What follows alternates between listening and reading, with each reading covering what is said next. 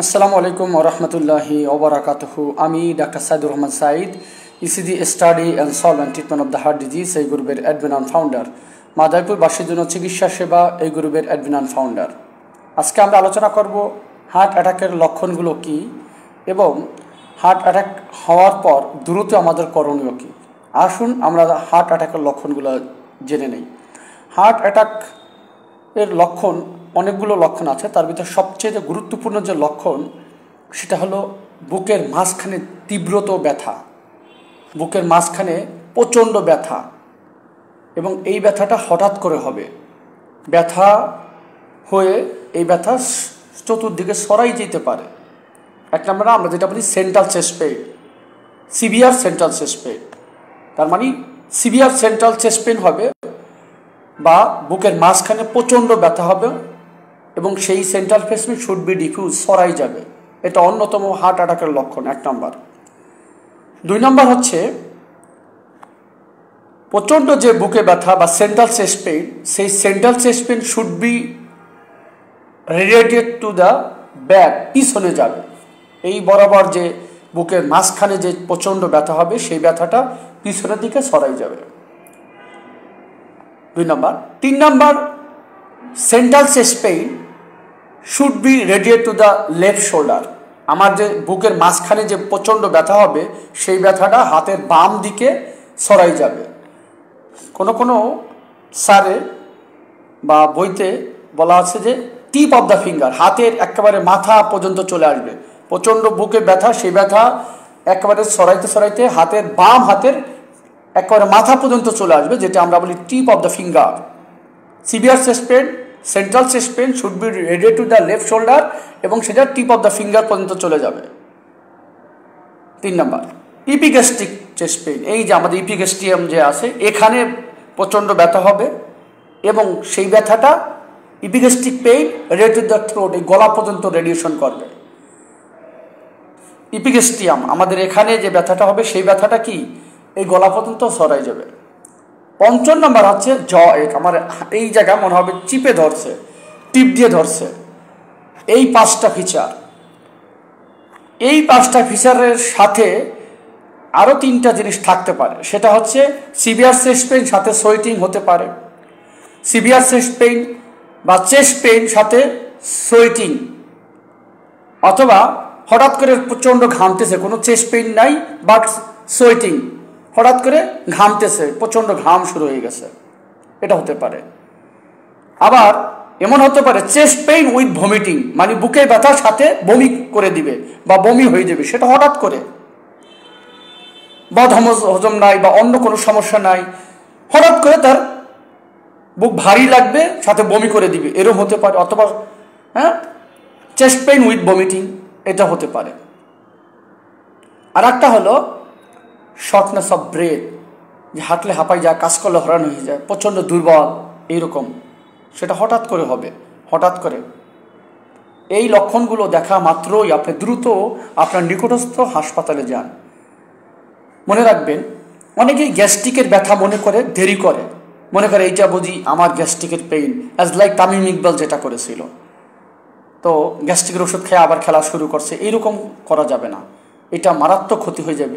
মনে রাখবেন সারা জীবন, heart attack হওয়ার পর যত দ্রুত নিকটস্থ মেডিকেল কলেজ হাসপাতাল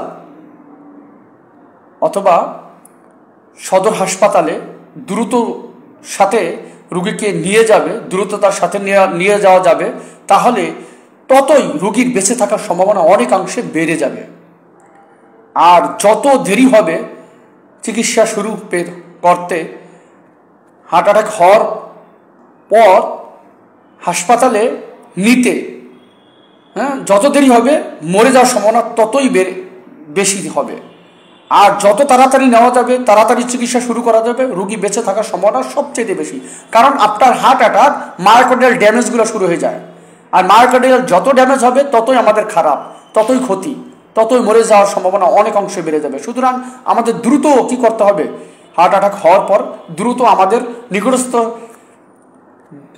সদর হাসপাতাল, সবচেয়ে ভালো হয় মেডিকেল কলেজ হাসপাতাল, যেখানে সব ধরনের অত্যাধুনিক চিকিৎসা আছে, এইরকম হাসপাতালে দ্রুততার সাথে নিয়ে যাওয়ার চেষ্টা করবেন। তাহলে আপনার রোগীর বেঁচে থাকার সম্ভাবনা অনেকাংশে বেড়ে যাবে। অনেক সময় যেটা আমরা করি যে গ্যাস্ট্রিকের ব্যথা করে অথবা পার্শ্ববর্তী দোকান থেকে কোনো ঔষধ খেয়ে আমরা সময় লস করি, এটা অত্যন্ত ক্ষতিকর আমাদের জন্য। এটা সময় নষ্ট না করে দ্রুততার সাথে আমাদের মেডিকেল কলেজ হাসপাতালে নিয়ে যাওয়া সবচেয়ে উত্তম। কারণ থানা স্বাস্থ্য কমপ্লেক্সে অনেক সময় দেখা যায় হার্ট অ্যাটাক হওয়ার পরে যেই চিকিৎসাগুলো সেটা কিছুটা দিতে পারে, পূর্ণাঙ্গ চিকিৎসা দিতে হলে আপনাকে মেডিকেল কলেজ হাসপাতালে এখানে নিয়ে যাওয়া সবচেয়ে উত্তম। তবে বেস্ট হচ্ছে আপনার আশেপাশে যে হাসপাতালেই থাকুক না কেন সেই হাসপাতালে নিয়ে যান, থানা স্বাস্থ্য কমপ্লেক্স হাসপাতাল অথবা সদর হাসপাতালে নিয়ে যান। সেখানে ডাক্তার সাহেব আপনাকে জাস্ট একটা ইসিজি করে আপনার অবস্থা বুঝতে পারবে, অথবা রক্ত দিয়ে একটা টেস্ট করে সাথে সাথেই বুঝতে পারবে যে আপনি হার্ট অ্যাটাক করছেন কি করেন নাই, এটা কি হার্টের ব্যথা নাকি এটি পেপটিক আলসারের ব্যথা, এটা কি গ্যাস্ট্রিকের ব্যথা, দ্রুত সাথে ডায়াগনোসিস করে আপনাকে ইনস্ট্যান্ট চিকিৎসা শুরু করে আপনাকে মেডিকেল কলেজ হাসপাতাল তখন তারা রেফার করে দিতে পারে। এইটাও আপনার জন্য খুবই গুরুত্বপূর্ণ। তো সবচেয়ে বেস্ট হচ্ছে আপনি যেখানেই যান দ্রুত সাথে যান, সেটা সদর হাসপাতাল হোক অথবা থানা স্বাস্থ্য কমপ্লেক্স হোক অথবা মেডিকেল কলেজ হাসপাতাল। যদি আশেপাশে আপনার বাড়ির আশেপাশে মেডিকেল কলেজ হাসপাতাল থাকে তাহলে সেখানে নিয়ে যাওয়া উত্তম হবে। আমি আবার বলছি, যত দেরি হবে তত মরে যাওয়ার সম্ভাবনা বেশি থাকবে। যত আগে চিকিৎসা শুরু করা যায় তত বেঁচে থাকার সম্ভাবনা অনেক অংশেই বেড়ে যায়। হায়াত মালিক আল্লাহ, কিন্তু আমাদের সর্বোচ্চ চেষ্টা করতে হবে। হ্যাঁ, আমাদের সর্বোচ্চ চেষ্টা করতে হবে আমার রোগীর ভালোর জন্য। কীরকম চেষ্টা? আমার পিতামাতার জন্য আমি যেরকম চেষ্টা করতাম অন্যের পিতামাতার জন্য সেই রকম চেষ্টাই প্রত্যেকটা ডাক্তারই করে। বিশ্বাস করেন, প্রত্যেক ডাক্তারই সেটাই করে, প্রত্যেক কার্ডিওলজিস্টই করে, প্রত্যেক এমবিবিএস ডাক্তারই করে। তো করবে, সারা জীবন তারা করে যাচ্ছে। সুতরাং তামিম ইকবালের ক্ষেত্রেই যে শুধু চিকিৎসা করবে, অন্য লোকের ক্ষেত্রে চিকিৎসা করবে না, এটা ভুল ধারণা, এটা আমাদের ভুল। কোনো ডাক্তারই চায় না যে তার হাতে রুগীটা মারা যাক, বিশ্বাস করেন। হ্যাঁ, কোনো ডাক্তারই চায় না যে তার হাতে রুগীটা অসুস্থ থেকে সুস্থ না হোক। সে অবশ্যই চায় যে তার হাতে রুগীটা সুস্থ হোক, যে সে তার আপ্রাণ চেষ্টা করে যে রুগীটা দ্রুত সুস্থ হয়ে যাক। আপনারা অনেকে মনে করেন যে তামিম ইকবালের ক্ষেত্রে চিকিৎসা দেওয়া হয়েছে, আমাদের ক্ষেত্রে দেবেন না, এটা ভুল কথা। হ্যাঁ, ভাইটাল কিছু পার্সন তো থাকেই ভাই, তাদের জন্য স্পেশাল কেয়ার নেওয়া হয়, কিন্তু ডাক্তারের জন্য এরকম না যে সে বড় লোক, সে ছোট লোক, সে রাজা, সে প্রজা, তার জন্য আলাদা চিকিৎসা না। কারণ আমাদের সেটা দেওয়া হয় নাই। আমাদের যে সার্টিফিকেট দেওয়ার আগে আমাদের কয়েকটা রুল আছে, নিয়ম আছে, যে সেখানে ধনী গরিব, বড় লোক ছোট লোক আলাদা করে কোনো সিস্টেম নাই। হিন্দু মুসলমান বৌদ্ধ খ্রিস্টান আলাদা কোনো চিকিৎসা নাই। তার জন্য হিন্দুর জন্য আলাদা চিকিৎসা, বড় লোকের জন্য আলাদা চিকিৎসা, গরিবের জন্য আলাদা চিকিৎসা, এইরকম কোনো ভেদাভেদ নাই। আমাদের সার্টিফিকেট দেওয়ার আগে প্রত্যেকটা ডাক্তারকে এই প্রতিজ্ঞা করেই দেওয়া হয় যে ধনী হোক, বড় হোক, ব্যবসায়ী হোক, রাস্তার ফকির হোক, বাদশাহ হোক, প্রেসিডেন্ট হোক, সবার জন্য একই চিকিৎসা, একই সেই, তার জন্য আলাদা কেয়ার। এইটা ভুল, এটা ভুল। প্রত্যেক ডাক্তারই চেষ্টা করে তার সর্বোচ্চ দিয়ে রোগীটাকে সুস্থ করার। সুতরাং হার্ট অ্যাটাকের যে লক্ষণগুলো আমরা বললাম, এই লক্ষণ দেখা মাত্রই দ্রুত আপনার মেডিকেল কলেজ হাসপাতালে নিয়ে যান, অথবা সাদা স্বাস্থ্য কমপ্লেক্স নিয়ে যান, অথবা সদর হাসপাতালে নিয়ে যান। আশা করি এই ভিডিওটা অত্যন্ত গুরুত্বপূর্ণ বর্তমান সময়ের জন্য। আর যদি একেবারেই একান্ত যদি এই লক্ষণগুলোর সাথে যদি মিলে যায়, তাহলে নিকটস্থ দোকান থেকে অ্যাটলিস্ট আপনি 4টা অ্যাসপিরিন, 4টা ক্লোফিডোগ্রেল, 4টা অ্যাসপিরিন অথবা 4টা অ্যাসপিরিন সাথে 4টা ক্লোফিডোগ্রেল, এটা কম্বিনেশনও পাওয়া যায় বিভিন্ন কোম্পানির, অ্যাসপিরিন প্লাস ক্লোফিডোগ্রেল। হ্যাঁ, অথবা টিকাগ্লোরারও পাওয়া যায়। তা আপনার টিকাগ্লোরার পর্যন্ত যাওয়া দরকার নাই, আপনি অ্যাসপিরিন 4টা, ক্লোফিডোগ্রেল 4টা, আপনি অ্যাটোবাস্টাডিন অথবা রসুবাস্টাডিন, অ্যাটোবাস্টাডিন যদি খান তাহলে অবশ্যই 80 মিলিগ্রাম, 40 মিলিগ্রাম পাওয়া যায়, 2টা ট্যাবলেট খেয়ে ফেলতে হবে। রসুবাস্টাডিন 40 পাওয়া যায়, সিঙ্গেল ডোজ, একটা খাইতে পারেন, অথবা 20 মিলিগ্রাম 2টা খেয়ে ফেলতে পারেন। যে কোনো আইদার রসুবাস্টাডিন, হয় রসুবাস্টাডিন অথবা অ্যাটোবাস্টাডিন, যে কোনো একটা। যদি অ্যাটোবাস্টাডিন খান অবশ্যই 80 মিলিগ্রাম খাবেন, আর যদি রসুবাস্টাডিন খান অবশ্যই 40 মিলিগ্রাম খাবেন। খেয়ে সাথে সাথে আপনি আপনার নিকটস্থ থানা স্বাস্থ্য কমপ্লেক্স অথবা হাসপাতাল আপনি চলে যান। আর যদি না আশেপাশে যদি হয় যে আমার আশেপাশে মেডিকেল কলেজ আছে, হ্যাঁ, তাহলে আমি সেখানেই চলে যাই, তারপরে চিকিৎসা শুরু করি। এই অ্যাটোবাস্টাডিন, রসুবাস্টাডিন এবং অ্যাসপিরিন, ক্লোফিডোগ্রেল এইগুলোর সাথে অবশ্যই একটা গ্যাস্ট্রিকের ওষুধ খেয়ে নেবেন। সেটা কোনটা খাবেন? অবশ্যই প্যান্টোপ্রাজল অথবা রাবিপ্রাজল অথবা ডেক্সল্যান্সোপ্রাজল। এখানে ওমিপ্রাজল খাওয়া যাবে না, কারণ ওমিপ্রাজল যদি খাই তাহলে আমরা যে ওখানে ক্লোপিডোগ্রাল খেয়েছিলাম ওইটার কার্যকরী ক্ষমতা কমাই দিবে। সুতরাং অনেকে ভুল করে অমিপ্রাজল খায়, অমিপ্রাজল খাওয়া যাবে না। অবশ্যই অ্যাসপিরিন ক্লোপিডোগ্রালের সাথে, বিশেষ করে ক্লোপিডোগ্রালের সাথে অবশ্যই আইদার প্যান্টোপ্রাজল অথবা গাভিপ্রাজল অথবা ডেক্সলেন্সোপ্রাজল এই জাতীয় ওষুধ খেতে হবে। এখানে অমিপ্রাজল খাওয়া যাবে না, এখানে ইসমোপ্রাজলও খাওয়া যাবে না। তাহলে আমার যে ওষুধটা আমরা খাচ্ছি বিশেষ করে ক্লোপিডোগ্রাল তার কার্যকরী ক্ষমতা এটা কমাই দিবে, ফলে আমাদের ক্ষতি হবে। সুতরাং এর দিকেও লক্ষ্য রাখতে হবে।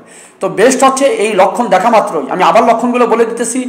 Central chest pain should be diffuse, মানে বুকের মাঝখানে সিভিয়ার চেস্ট পেন হবে এবং সেই চেস্ট পেনটা সরাই যাবে, 1 নাম্বার। 2 নাম্বার, বুকের মাঝখানে অনেক সময় রোগী বলে অনেক ভার, আমার প্রচন্ড ভার হয়ে যাচ্ছে, এরকম বলবে, সিভিয়ার চেস্ট পেন যেটা 1 number. 2 number, severe chest pain should be radiate to the back, পিছনে চলে যাবে। 2 number, severe chest pain radiate to the left shoulder, হাতের বাম পাশে চলে যাবে, হাতের বাম পাশে চলে যাবে। টিপ অফ দ্য ফিঙ্গার, অনেক সময় বলে হাতের বাম হাতের টিপ অফ দ্য ফিঙ্গার মাথা পর্যন্ত চলে আসতে পারে। এরপর বলবে ইপিগ্যাস্ট্রিক পেইন, আমাদের যে ইপিগ্যাস্ট্রিক ইপিগ্যাস্ট্রিয়াম এখান থেকে ব্যথা হলে সেই ব্যথা গলা পর্যন্ত রেডিয়েশন করবে। Epigastric pain radiate the throat, গলা পর্যন্ত রেডিয়েশন করবে। এরপর হচ্ছে যে জয় এখানে চিপে ধরবে। এই 5টা লক্ষণ সাথে সাথে এটার সাথে chest pain with sweating, chest pain with vomiting আর শর্টনেস অফ ব্রেথ এইগুলো থাকতে পারে। কিছু কিছু রুগীর বিশেষ করে যাদের ডায়াবেটিক নিউরোপ্যাথি থাকে অথবা অনেক বয়স লাইক 65 বা 60 ইয়ার্স ওল্ড এর বেশি যারা, এবং যাদের হচ্ছে আমরা বলি ডায়াবেটিক নিউরোপ্যাথি, শুধু ডায়াবেটিস থাকলে হবে না, ডায়াবেটিক নিউরোপ্যাথি উইথ পেশেন্টের যদি আমারই থাকে যে জিএডি ওটি করার চলাকালীন সময় সে তখন তো শুয়ে থাকে, তার সেন্স থাকে না, ঘুমায় থাকে, তখন হার্ট অ্যাটাক হইলে, অথবা যাদের বয়স বেশি মোর দ্যান 65 ইয়ার্স ওল্ড অথবা মোর দ্যান 60 ইয়ার্স ওল্ড এইরকম পেশেন্ট 2 নম্বর। 3 নম্বর হচ্ছে যারা হচ্ছে ডায়াবেটিক নিউরোপ্যাথি ডেভেলপ করছে আর একটা ট্রান্সপ্লান্টেড হার্ট, যদি হার্ট কাউকে দান করা হয়, যেটা বাংলাদেশে ভেরি রেয়ার, বাংলাদেশে পাওয়া যাবে না এরকম রোগী, সাধারণত বহির্বিশ্বে পাওয়া যেতে পারে। এই 4 শ্রেণীর লোক ব্যতীত সকলেই সাধারণত সিভিয়ার চেস্ট পেইন হবে। এই 5টা লক্ষণগুলো এবং ওই সিমটমগুলো থাকতে পারে। অনেক সময় এদের সিভিয়ার চেস্ট পেইন থাকবে না, এদের হঠাৎ করে সিভিয়ার সোয়েটিং, হঠাৎ করে প্রচন্ড ঘাম, হঠাৎ করে প্রচন্ড বুক ভার, হঠাৎ করে প্রচন্ড ক্লান্ত দুর্বল, হঠাৎ করে তার শ্বাসকষ্ট বেড়ে গেল, আগে কখনো তার শ্বাসকষ্ট হয় নাই, এরকম লক্ষণ দেখা মাত্রই আপনার নিকটস্থ ডাক্তারের কাছে দেখানো উচিত, মেডিকেল কলেজ হাসপাতালে নেওয়া উচিত। আশা করি এই ভিডিওটা বর্তমান সময়ের জন্য সকলের জন্যই ইম্পর্ট্যান্ট। তো ভালো লাগলে ভিডিওটি শেয়ার করি, এবং আর যাদের বয়স 40 প্লাস, আমি আবার বলতেছি যাদের বয়স 40 প্লাস তাদের অবশ্যই কি করতে হবে, রেগুলার হার্ট ভালো আছে কিনা সেটা ফলো আপে থাকা দরকার। হার্ট ভালো রাখার জন্য কয়েকটা টেস্ট আমরা করি, তার ভিতরে 1 নম্বরে ইসিজি, তারপর হচ্ছে ইকো, তারপর হচ্ছে ইটিটি। ইটিটি হলো এক্সারসাইজ টলারেন্ট টেস্ট, আর একটা হচ্ছে রক্তের কিছু টেস্ট। এই টেস্টগুলো দেখে আমরা বুঝতে পারি যে হার্ট ভালো আছে কিনা। সর্বোপরি লাস্টে যে টেস্টটা করা হয় এনজিওগ্রাম। তো এই টেস্টগুলো মাঝে মাঝে করা উচিত, বিশেষ করে যাদের ডায়াবেটিক রয়েছে তাদের অবশ্যই টেস্ট করা উচিত, যাদের হচ্ছে বয়স 40 প্লাস তাদের অবশ্যই করা উচিত, যাদের কোলেস্ট্রল অনেক হাই তাদের করা উচিত, এগুলো করা উচিত। এগুলো আপনার নিকটস্থ ডাক্তারের সাথে যোগাযোগ করে করবেন, ইনশাআল্লাহ আপনার জন্য অত্যন্ত গুরুত্বপূর্ণ ভূমিকা পালন করবে এই সমস্ত টেস্ট। আগে থেকেই হার্ট অ্যাটাক হয়ে যাওয়ার পরে কিছুই করা থাকে না, কিন্তু হার্ট অ্যাটাক হওয়ার আগে যদি ধরা যায় যে আমার হার্ট অ্যাটাকের লক্ষণগুলো আছে অথবা হার্ট অ্যাটাক হতে পারে, আগে থেকেই যদি সেটা ডায়াগনোসিস করা যায় তাহলে লাইফ সেভ হওয়ার সম্ভাবনা অনেক গুণ বেশি। কারণ একটা হার্ট অ্যাটাক হওয়ার পরে মায়োকার্ডিয়াল ড্যামেজ যতটা হয়, এইটা কিন্তু হার্ট অ্যাটাক হওয়ার আগে যদি ধরা পড়ে ওই রকম ড্যামেজটা হয় না, ওই রকম ড্যামেজ হয় না। সুতরাং আমাদের ফলো আপে থাকা উচিত, মাঝে মাঝে টেস্ট করা উচিত। যাদের বয়স বেশি, যাদের বয়স 40 প্লাস, 1 নম্বর যাদের ডায়াবেটিক রয়েছে, যাদের উচ্চ রক্তচাপ রয়েছে, যাদের কোলেস্টেরল অনেক হাই, যাদের হরমোনের প্রবলেম রয়েছে, তারা এই সমস্ত টেস্ট করে নেবেন। আপনার নিকটস্থ ডাক্তারকে দেখাবেন, হার্টের ডাক্তারকে দেখাবেন। আশা করি এই ভিডিওতে আপনাদের জন্য গুরুত্বপূর্ণ ভূমিকা পালন করবে। ভালো লাগলে ভিডিওটি শেয়ার করুন, ভালো থাকবেন, আমার জন্য দোয়া করবেন। আসসালামু আলাইকুম রহমতুল্লাহি ওয়া বারাকাতুহু। আল্লাহ হাফেজ।